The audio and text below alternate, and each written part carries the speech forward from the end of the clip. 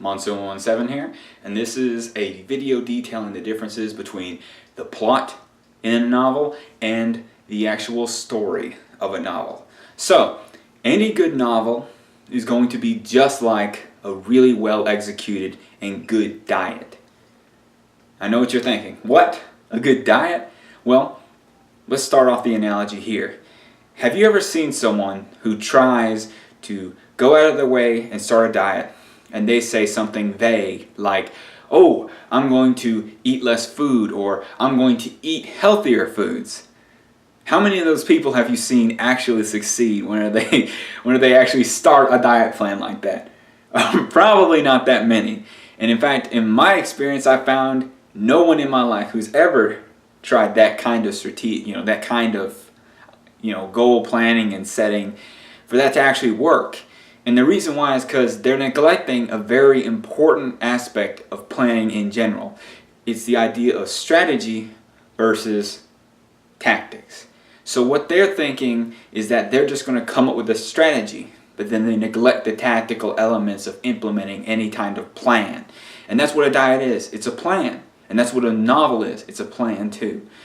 You have to create an overarching story that goes across and gets you from point A to point Z. But everything in between, the execution of how you show this story and how you express it, that's where the tactical elements come in. That's where the plot comes in. So, you'll see stories with amazing potential, but then their plot is terrible because they'll start them off in the middle of a forest eating mushrooms by themselves. That's boring.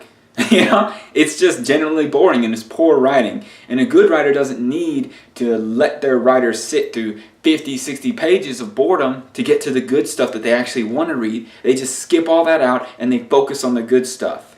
And they know how to transition the good stuff between different scenes and stuff to make it so that the readers never have to go through and sit through informational dumps or suffering in general through boring writing. So, and of course, I'm not saying I'm perfect at it. Obviously, I definitely, struggle with this too. I'm a newer writer, but I'm aware of the concept, and I was hoping that sharing it with you guys would be interesting.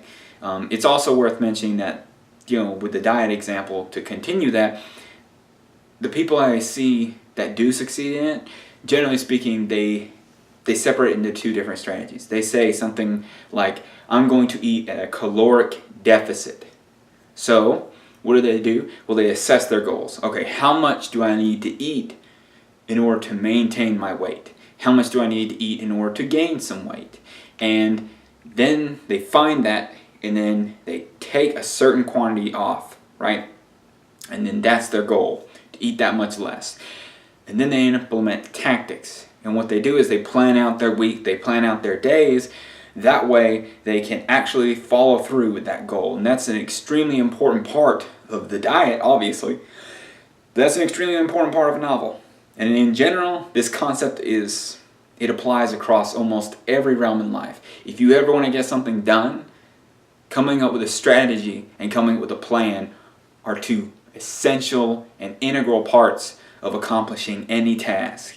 And what you do when you do that is you break it down into smaller pieces. That way you can actually tackle the issue. And I know a lot of people who start writing a novel and they're just overwhelmed by the sheer complexity of the task at hand. And that makes sense because a novel is a big undertaking. Trust me, I know. Okay, my first novel was 900 pages long, and it was overly long. And I probably could have written it in around 300 pages if I had done it better and if I had known what I know now. So simply condensing the writing and making it better makes a world of difference. So for you people out there that are wondering the difference between a good plot and a good story, there you go. Okay, and another good example I can think of, if I was to try and come up with examples of these concepts being implemented, would be Twilight. So I'm not the biggest fan of Twilight, but I respect Stephanie Meyer as an author because she's highly successful from a commercial standpoint. And if you actually read her book, her writing is relatively tight. The prose it's very easy to read, and she's an example I used to increase and enhance my readability whenever I was transferring novels from Monsters Dwell in Men to the New World. which it worked great using some of the stuff that she uses, some of her techniques. And she's a perfect example of an excellent plot and a terrible story. Horrible story, just awful. And the reason why is because if you think about it from a story front, you know, girl meets vampire, sparkly glitter, oh my, it's terrible. It's so generic and uninspired. But by showing this story through several strategic situations and by expressing it in a certain way, she's able to wrap it up in mystery and turn it into a page turner even though it's so predictable. So this probably explains several other novels that you've seen or maybe known that are popular that just suck. The exact opposite case, where a story is really good but the plot really sucks, are a ton of Royal Road novels. So you'll see them all over the place where it's like, oh man, this story has so much potential, and then it just falls apart because the plot's like this. Here's the story, here's where you want to get it to, and they go like this. And they're going somewhere else, and it just goes on tangents and rambles, and it doesn't actually ever arrive anywhere, and there is no story before you know it. And that's because most of these newer authors don't plan. So, and I was totally among them, so it isn't like I'm perfect either. So I've been there, done that, and there's plenty of these people that are substantially better than me.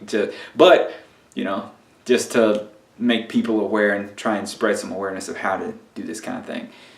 This is Monster 117, and that's the difference between a story and a plot.